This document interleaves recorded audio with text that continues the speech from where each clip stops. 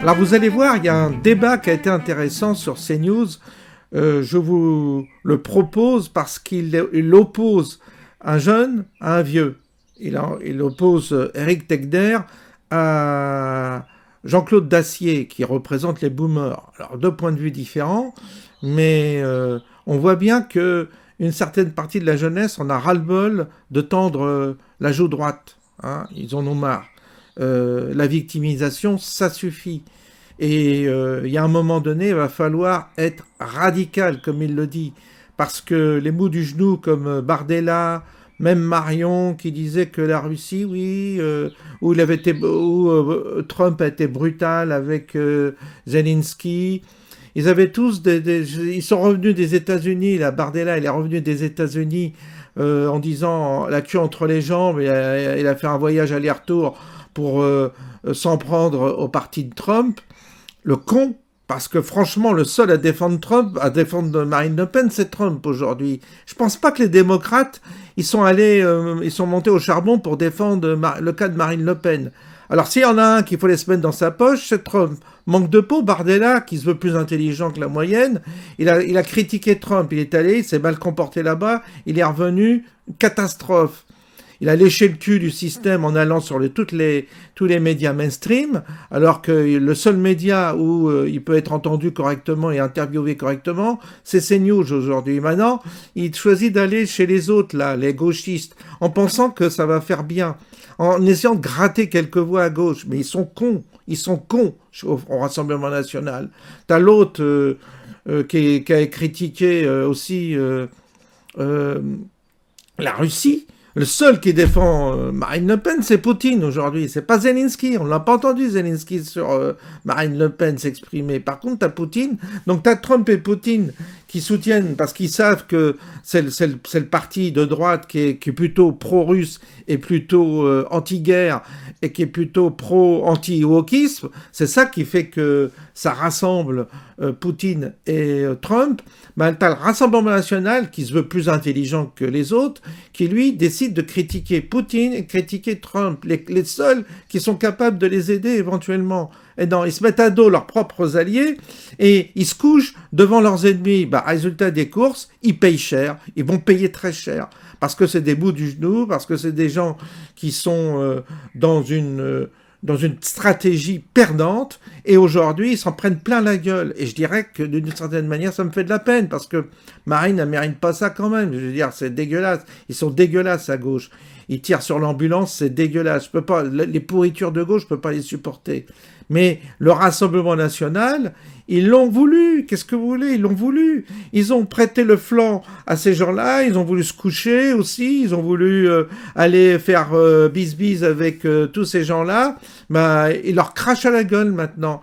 Les gauchistes crachent à la gueule du Rassemblement National et ils sont bien contents. Et les Rassemblements National, bah, ils ont plus que Trump et Poutine qui les défendent. Et en plus, il leur crache. Et t'as le Rassemblement National qui trouve le moyen de critiquer la Russie, de critiquer Trump. Non mais tu te dis, ils sont cons. C'est la droite la plus conne du monde.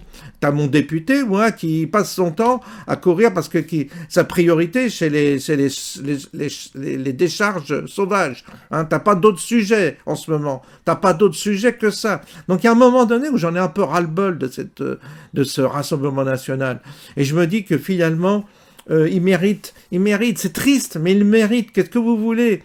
Aujourd'hui, il faut de la radicalité. Bien entendu qu'il faut arrêter d'être gentil comme ils font et de jouer le jeu de cette gauche. Ils ont donné le pli et récupèrent la monnaie de leurs pièces. Pour moi, ce sont des cons. Point final. On écoute Éric Tegner.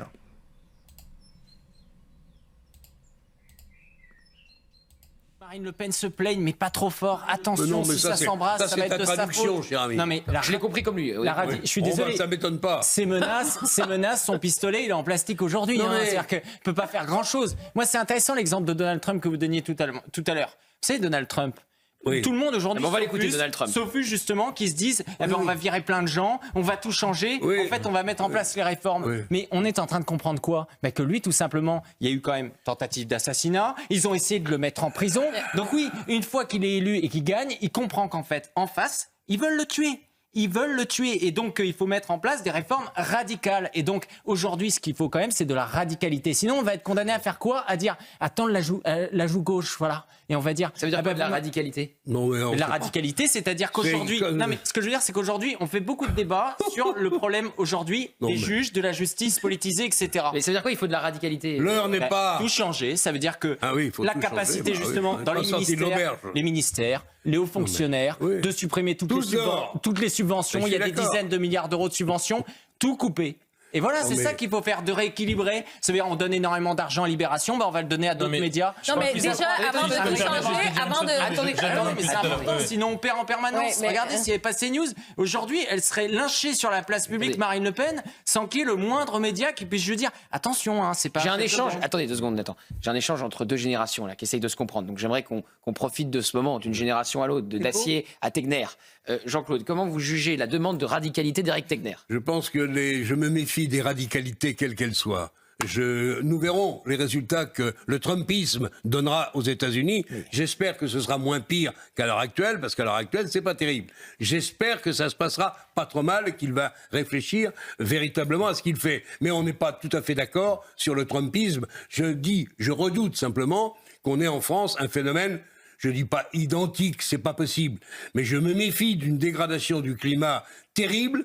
Je me méfie d'une institution judiciaire qui est à la ramasse, faut quand même faut le reconnaître. Et je me méfie d'un certain nombre d'autres grandes organisations, l'Éducation nationale, la santé, j'en passe et des meilleurs. Ce pays est en très mauvaise santé. Ça m'inquiète. Et en plus, il est couvert de dettes. Vous voyez, je crois que là, on est sur... C'est parfait. Ce débat représente ce que demande une génération et l'autre. Jean-Claude Dacier, vous... qui représentez, j'allais dire les retraités, mais excusez-moi, c'est la classe d'âge dans laquelle vous êtes. On veut pas de radicalité, on veut pas que ça bouge, on veut du calme. Et Éric Tegner qui pense aux générations futures, à ses futurs enfants, à sa femme. Non mais il dit, il faut arrêter. Il y a Jean-Luc Mélenchon, il a quel âge ? Il est jeune aussi, je sais, il est jeune, mais je veux dire, si on se met à faire un débat, c'est une question de génération, c'est une question de tempérament. Mais Jean-Luc Mélenchon ne représente pas l'alpha et l'oméga de sa tranche d'âge. Il y a quand même ce débat existe. Jean-Luc Mélenchon, c'est pas l'alpha et l'oméga. Il y a ce débat existe, notamment là on le voit sur ce plateau entre nos anciens qui c'est un vote. On connaît le vote des retraités. C'est un vote majoritairement pour Emmanuel Macron. Donc c'était, mais ça l'a été il y a encore à la dernière présidentielle. Oui. C'est un vote pour que les choses bouge le moins possible, et vous dites Éric Tegner, ça suffit, il faut un coup de pied dans la fourmilière. Il faut un coup de pied, et surtout que je sais que la même génération que la mienne, qui est en face, qui est à l'extrême gauche, je vais vous dire, ils sont beaucoup plus radicaux que moi. Chérie, moi c'est quand même ça. Moi, je vous propose, c'est quoi ? À l'échelle de la radicalité, la gauche est à 18 sur 20. Nous, on est à 7 sur 20. Je propose de passer à 12. Voilà, moi, je ne reconnais pas du tout. Montons je ne reconnais pas du tout. Alors, peut-être que c'est difficile, on va dire. Dans la description qui a été faite par le meneur de jeu.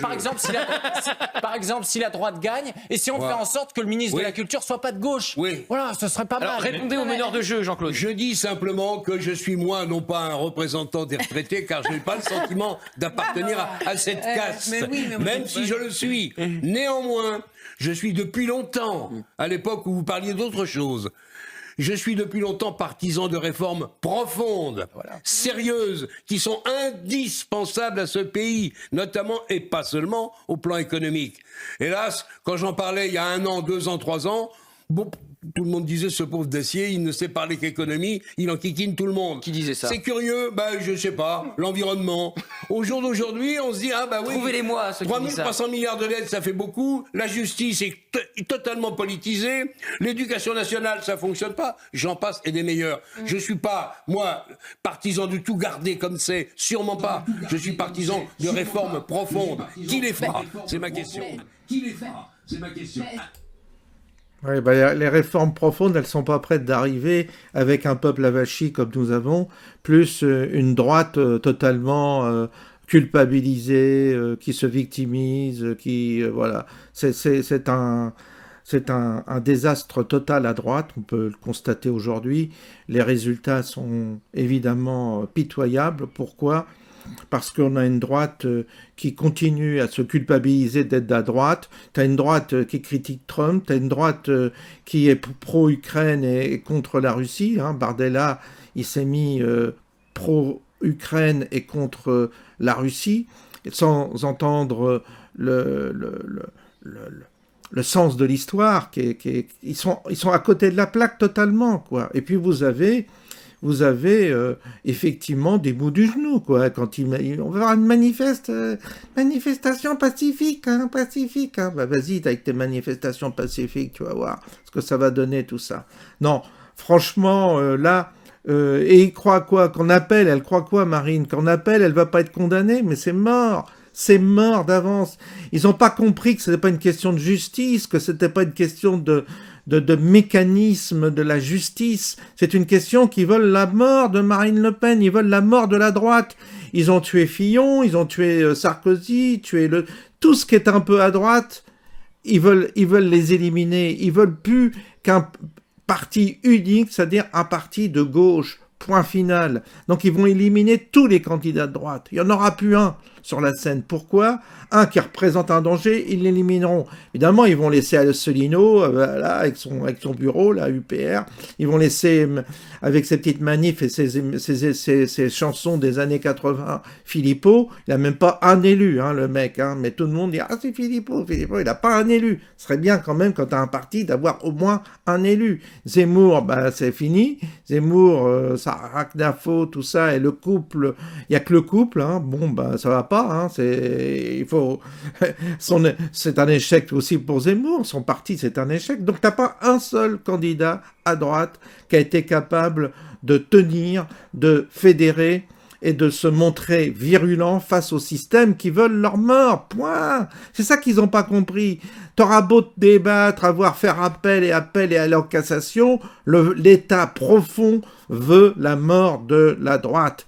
Et en France, si t'as pas compris ça, comme Trump l'a compris, comme Elon Musk, il faut avoir des moyens d'offense, il faut être offensif et avoir des moyens d'attaque très très importants pour contrarier cet état profond, sinon t'es mort, t'es foutu.